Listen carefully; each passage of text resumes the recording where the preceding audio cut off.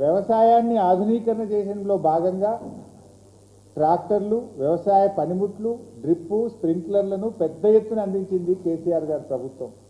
SC ఎస్టీలకైతే 100% సబ్సిడీతో ఇచ్చారు. చిన్న సన్నకారు రైతులకు 90% సబ్సిడీతో అందించింది కేసీఆర్ గారి ప్రభుత్వం. పారిశ్రామికవేత్తల్ని ఆకర్షించడానికి దేశంలోనే అత్యుత్తమమైన టీఎస్ ఐపాస్ పాలసీని తెచ్చింది కేసీఆర్ గారి ప్రభుత్వం.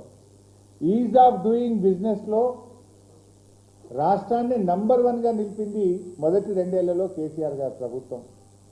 శాంతి భద్రతల విషయంలో హైయెస్ట్ సీసీ కెమెరాలు పెట్టి, షీ టీంలను పెట్టి, లా అండ్ ఆర్డర్కు వారికి పెద్ద ఎత్తున బడ్జెట్నిచ్చి, రిక్రూట్మెంట్ రూపకల్పన చేసి, కొత్త వాహనాలను అందించి లా అండ్ ఆర్డర్లో దేశానికి ఆదర్శంగా నిలిపింది కేసీఆర్ గారి ప్రభుత్వం.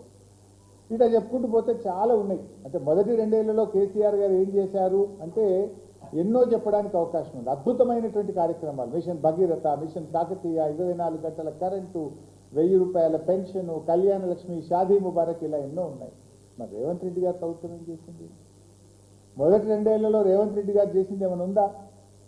అసలు మొట్టమొదల ఫస్ట్ ప్రోగ్రాం వాళ్ళ మేనిఫెస్టోలో ఉన్న మొదటి కార్యక్రమం, ఆయన ప్రమాణ స్వీకారం చేసిన తర్వాత చెప్పిన మొదటి మాట అదే తుసుమన్నది. ఏం చెప్పింది వాళ్ళ మేనిఫెస్టోలో?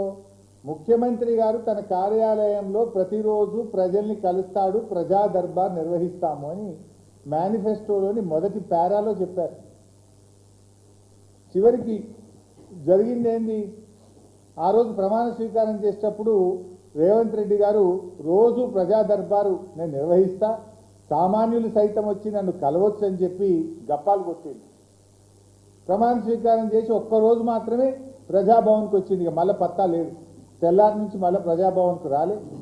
ఒక 4 రోజులు 5 రోజులు మంత్రులు వచ్చిండ్రు, తర్వాత వాళ్ళు కూడా బంద్ అయిపోయింది. రోజు దరఖాస్తులు పోయి వారానికి 2 రోజులకు వచ్చింది.